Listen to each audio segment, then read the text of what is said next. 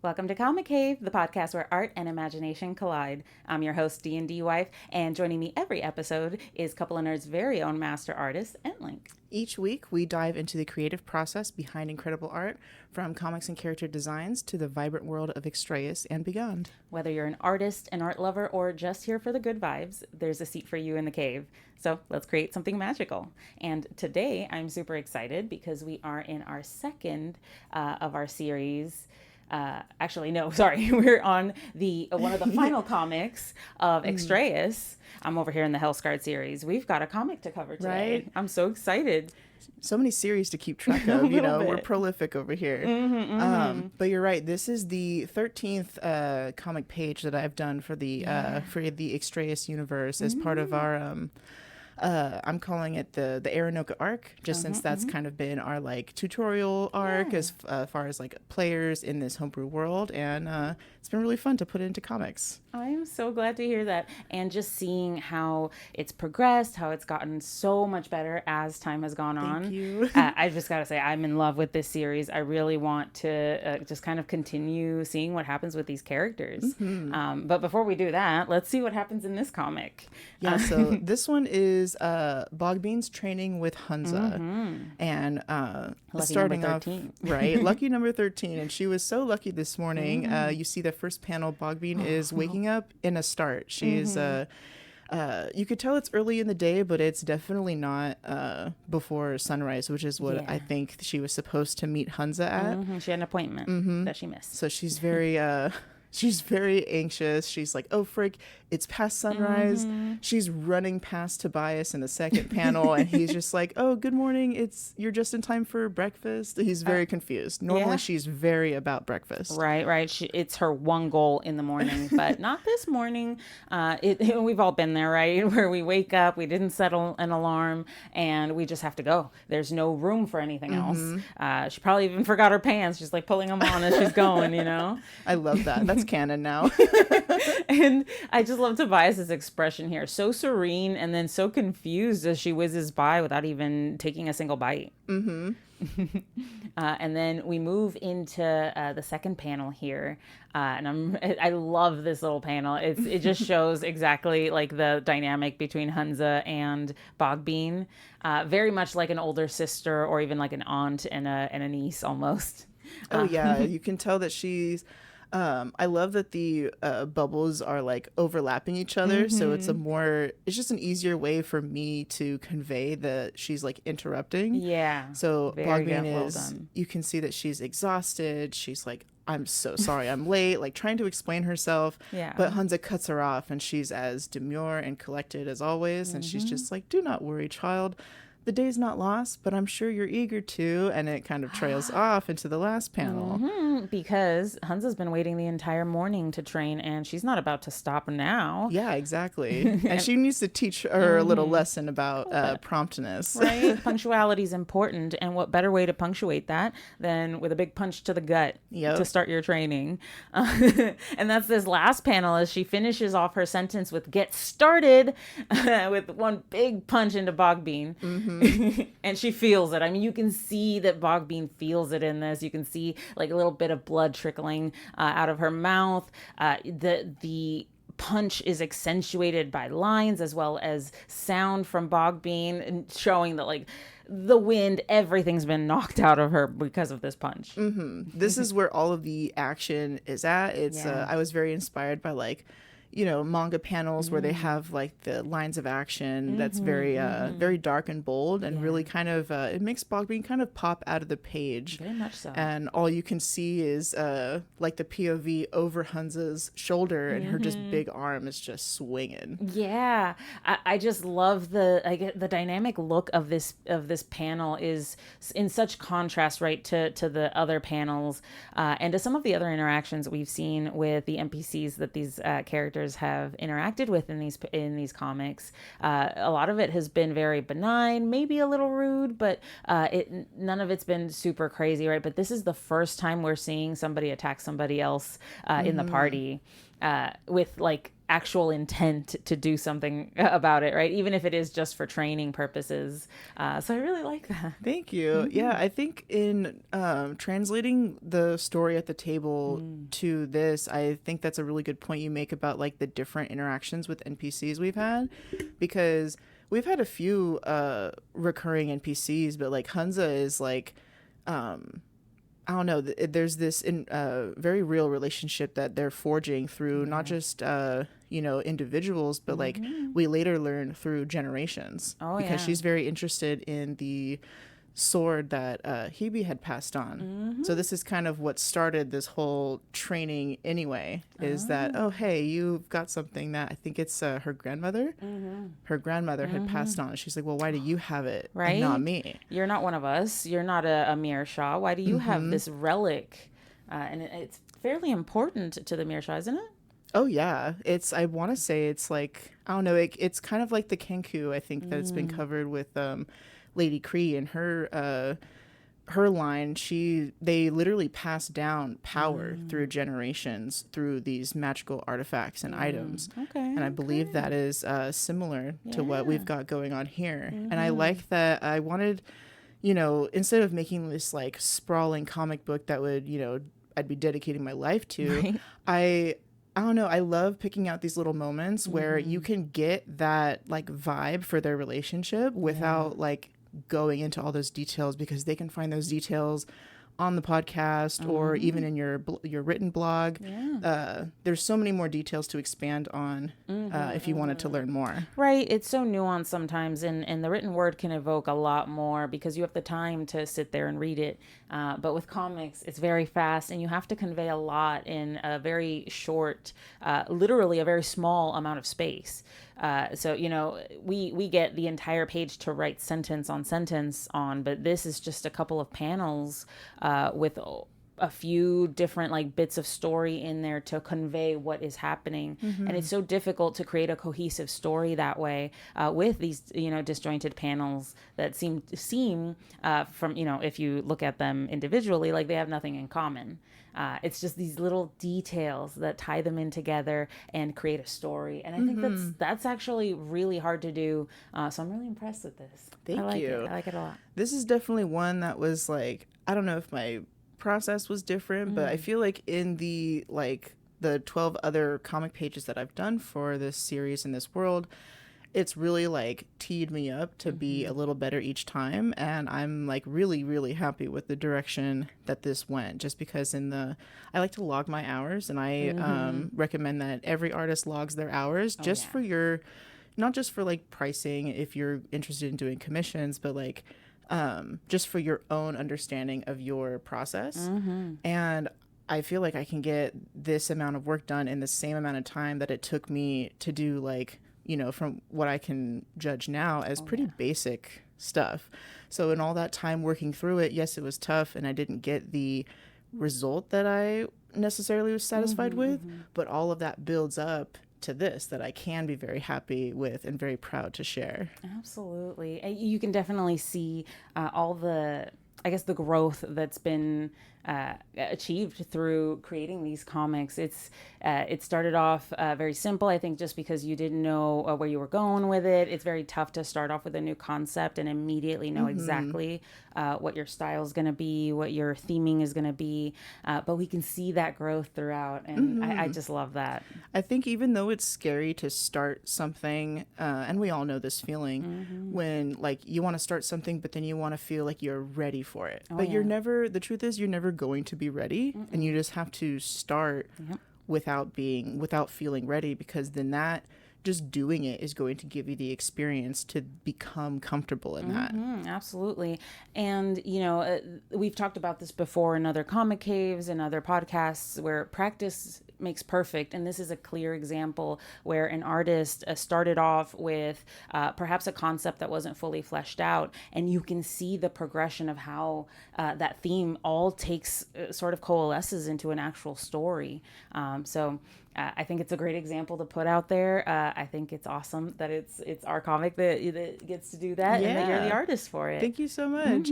And honestly, it's such a huge help that you guys, you and DM Agile, you guys record the sessions. We do. So for the most part, I can, if I'm foggy on any information, because I do, and even though I'm picking out and editing for the comic, like what to include and how to portray it, I am still trying to be as accurate as possible. So I'll go back and listen to the recordings to make sure that I have everything right. And there are some times where I get to pick out a detail that I forgot, and I'm like, oh my gosh, that would actually be perfect to translate to a comic. So that's super helpful as well. I'm so glad. And I think that's the cooperative nature of our storytelling for D&D that we've come up with that I think really works. It helps the artist, the writer that I am, the art that we put in the miniatures. It even helps our players get a little more invested. Totally. One of the things I wanted to ask for this piece, because it is so intricate and so just so cohesive, is are there any like special techniques you used or anything that would stand out to an artist that would really want to like know the process behind this?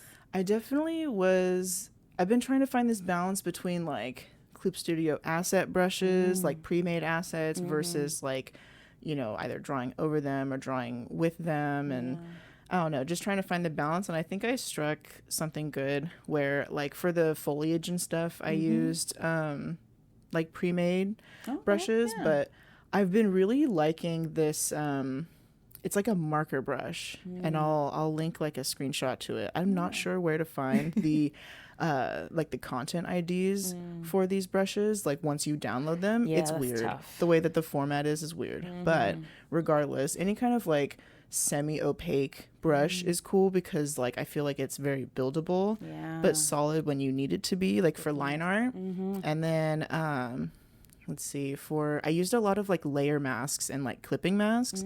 So I would go in, like sketch was all on one layer basically once I had or in one folder, because I feel like folders are nice to organize, and that way you're not like, oh, I have to cut out this whole thing and redraw. I can just like move it around, and then when you collapse the folder you can move the whole folder around. That's cool. Which is nice.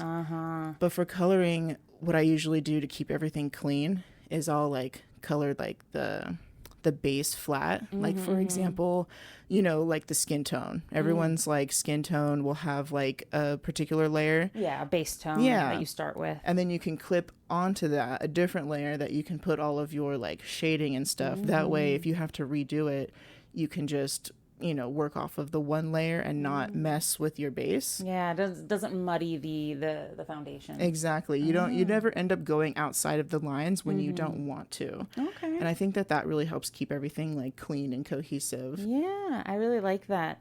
I think, was there also a technique behind this right here? I'm so glad you asked. Yeah. I actually was like looking for a reference, because with something this dynamic and I don't know, at the angle that it is, it's tough. You really want to pick a good reference for things that are outside of your wheelhouse or you have less practice with. So I actually found a screen cap from, I think it was Dragon Ball Z. Oh, that's cool. And it was Frieza with, I don't know the technical names, but it was Vegeta punching Frieza, and Frieza was like gold and purple. He was in some special form or whatever. DBZ fans comment how wrong and ignorant I am, but it was just the perfect reference, and so that's what I used for this. And I kind of went with the musculature off of it as well, but I tried to. It's good because it's so difficult to come up with the musculature from this angle and portray it accurately without making it look like a lumpy mess. Yeah, and I'm not great about, I know that you can make your own like 3D models, I guess, but like that's kind of just like the base. I know that like there's some people who have been generous enough to like make very muscular models that you can use, and there's different websites, but it was really nice to just find an all-in-one kind of reference in the DBZ panel. And then I tried to punch it up in my own, like put my own style on it, of course, with like the shading. So like to emphasize Hunza's muscles. It was like a mix of like hard and soft shading. And I can definitely see that in here. Thank you. I feel like it really gives her that definition. Yeah, very much so. It also gives it that like gritty comic book vibe. For especially some of like the darker comics, like Watchmen and stuff like that, you really get a I don't know, it's just like I said, grittier. I think it's the darker lines that just make it look like the theme has changed, right? This top portion is all light, it's all anticipation, it's all fun, and it's all really just like nervous energy. And then when the action starts, you get all of this like really good dark shading. You get this bold like starburst, black starburst behind Bog Bean, just to show like how far she's being thrown backward by that punch. So I just really love the addition of those details. Very good Thank job. you. Yeah. I do like that, and I'm glad you picked up on it, because I do feel like the most intense shadows are going to be like on contact, and those are going to be your blackest blacks. Yeah, absolutely. So it is something I consciously did, especially since like Bog Bean's small compared to Hunza. She doesn't have a lot of like area to punch, so you're kind of just getting her entire torso met with this fist. And so I really wanted to like darken the edges and the I guess like the folds or wrinkles that would form in her clothing, just because like so it's going in. It's that massive impact that she's receiving. Definitely. And I've got to say, the face in this from Bog Bean is probably one of my favorite parts of this piece. You have like that little darkness in front of her eyes to show that this is like immediately impacting her physique, her mind, her everything. Everything she thought about this training was gone out the window. A tip for that too, for people who want to translate this for their own art, is I made the shading more like blue toned. So it's a little more like sickly rather than like a blush. Exactly. So it's going to be a little more like, I don't know, I was definitely again influenced by like anime and manga that I've seen in the past, where like to kind of give them that like blue haze over them without it being like, you know, super tropey, I guess, in like the manga sense. I kind of translated it to my own thing. It's not as bold. Like in manga, the color is very different from the skin tone. So you see like blue over flesh tone to portray like sickness or nausea, things like that. But here, it's only a slightly darker version of her skin. So it's more showing that it's like a physical reaction to the punch. Yeah, like it gives her that like sick to her stomach feeling, like her breath is being stolen out of her, just like knocked out of her, but also like obviously with her face scrunched up like that, it's also in shadow as well. So I feel like it serves a couple purposes. Very much so. The like way the teeth and the mouth are done is really cool, I thought.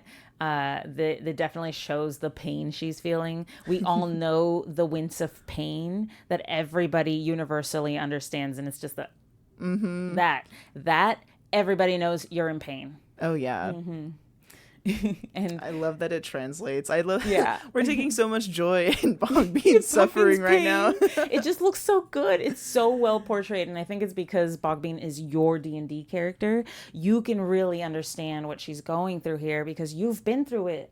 Literally, it was you going through training with Hunza, facing off against this onslaught. I was so nervous, like at the table. Like that is the funnest part about it, I think, is like, and even like just seeing it come to life either through the written word or in comic form, is like translating the roles that we get at the table to the comic, because like I don't know, I feel like that's become something that we do in general as D&D players, like just the joke where it's like something IRL happens and it's like, oh, they rolled a nat 1, they did not make the save, you know, something like that. But here we actually get to do that. And so like, as I said before, trying to keep like faithful to what actually happened during the gameplay. Absolutely. We get little moments like this. And you're right, we are actually living through it. So I think that's a great reference in itself, is like, how did that make me feel at the table, and how can I then translate that and portray that to others who have no idea what we played, who didn't go through that, or people who haven't even seen Extrayus or our characters or anything. Outsiders looking at this comic for the first time will still understand what Bog Bean is going through. Oh yeah. And so that's my favorite part, but did you have a particular favorite in all of this? I really like the first panel where she is just waking up with a start. Yeah, it's fun. It's a great one. I like that I've gotten this comment before where, and I didn't even think about it as I was like, just over the years now, doodling Bog Bean, is that her ears are very indicative, almost like a cat, of how she's feeling. Yeah. So like, it's never just like, her ears are really big, so I don't want them to take up the page all the time. True. But it really helps when she's like, very expressive with them. Yeah. I can definitely see that.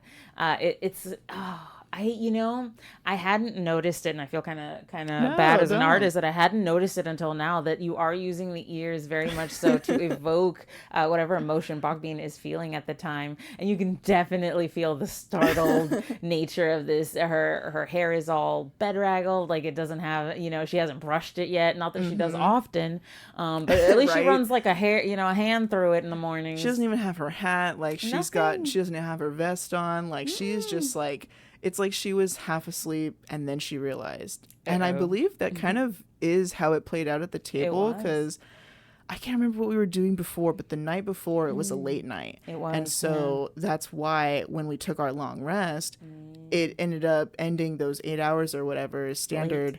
It ended like well into the morning. Yeah. So Bog Bean just had to wake up and realize, ooh, gotta go. And I believe also what happened at the table was like I had said I'm running because that's what she would do. Yep. She's panicked. She has to fix this and get there as soon as possible because she wants to impress Hunza. She knows that Hunza is like the leader of these Meershaw warriors. This is big. And I remember people at the table being like, do you want us to come with you? Do you want anybody like by your side? And I'm just like, just in case, stranger danger. Yeah, it's like either run with me or I'm not asking. She's already gone. Right. So you can follow or you cannot. It's your choice. Oh man. This is probably one of the most intricate, probably the most evocative emotional pieces yet. And we're still not done. There's still one more left in this series. And it's going to be a big one. I've posted some sneak peeks in the Discord, so definitely check that out if you are interested in following the Thank you. Yeah. I can't handle it. But yeah, checking out the process as it's being made, because this is going to be a big one coming up. I thank you. I really do want to spend the time to make it as like epic as it felt at the table.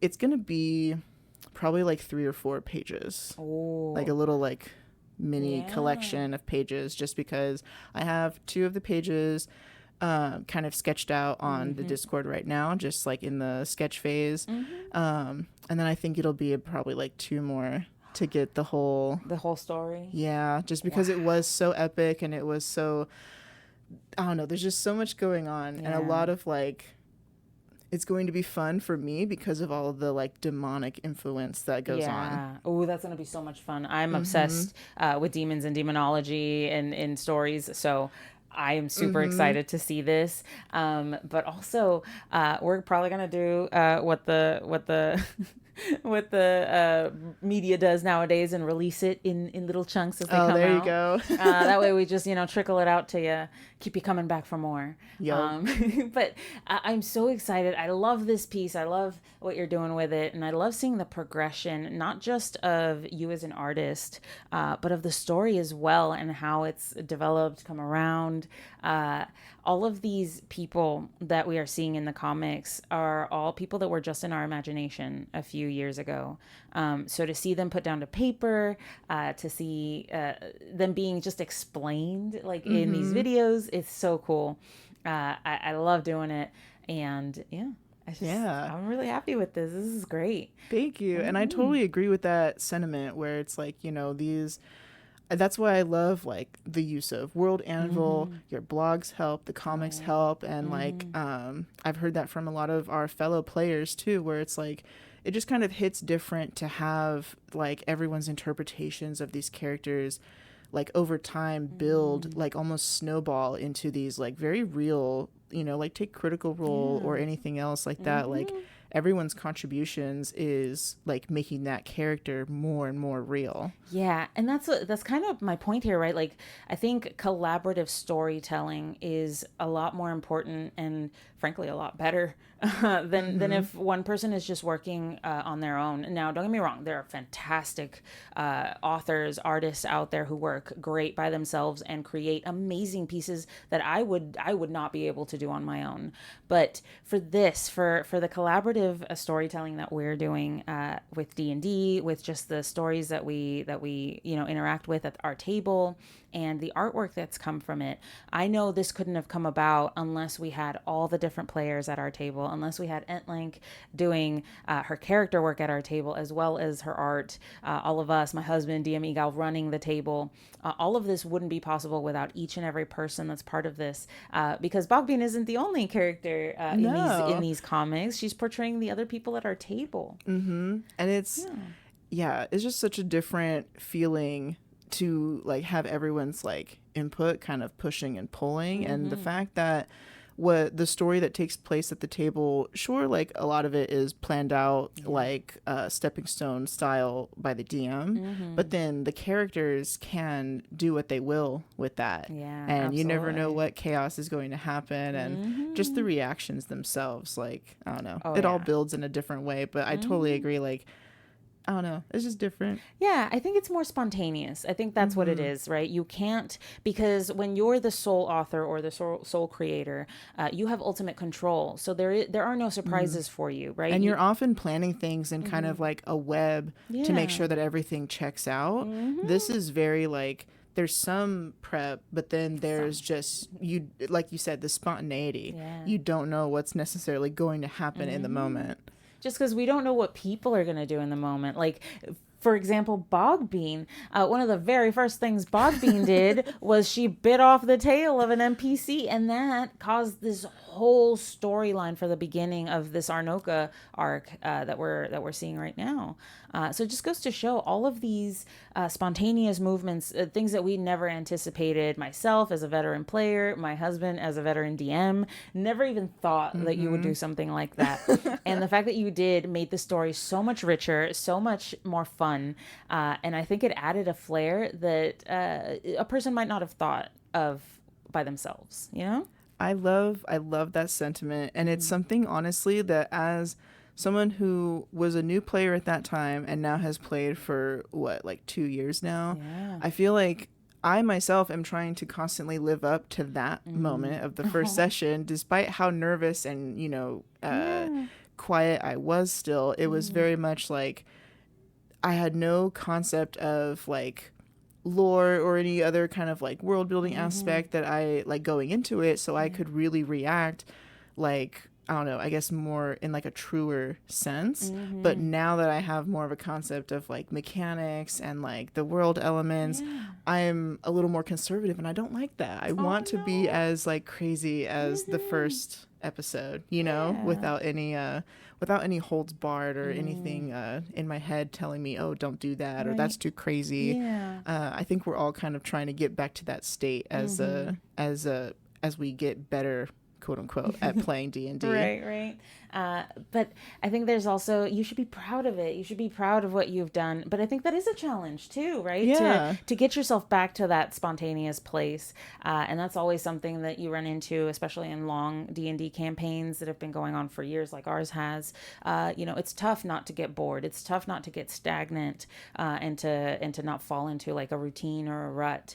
But I think that's what makes these things fantastic. Doing things like having you do the comic or me doing the blog, all of it helps keep not just you guys who are viewing this engaged, but our players too, the people at our table, more excited about what's going to happen next, because they're seeing all of this wonderful like media coming out of it, all this wonderful content. And so I think it just pushes us further. Totally agree with that. I feel like all of these activities really help me, at least like as a player character. I feel like it gets me like deeper in character, and like I get to know the characters a little more through like working with them in that way. So I really love that. Yeah. And frankly, I just can't wait to keep doing more collaborative storytelling. It's brought, if you guys follow the blog, I use some of EntLynk's artwork in the blog to show what's going on at those various points in the story beats that we get to, so that you can see actually what is happening portrayed by an artist who's been playing in the world for so long. So you get all of this well-rounded story from two perspectives, and even more than that, from a whole perspective of like 6 or 7 people at a table, and that I think is what makes the story as rich as it is and as engaging as it is. I agree. I think that's where the magic is at for sure. And I just love clicking onto your page and like seeing that my art can supplement your writing. It's just it's such like a circular like community effort that I really love. Yep. But I think that is going to be it for this episode of Comic Cave. Thank you everyone for hanging out with us and diving deep into the world of art and storytelling. Make sure to follow, like, and review the podcast, and don't forget to join the Couple of Nerds Discord to see the art, share your work, and connect with other creatives. Until next time, keep drawing, keep dreaming, and keep being nerdy.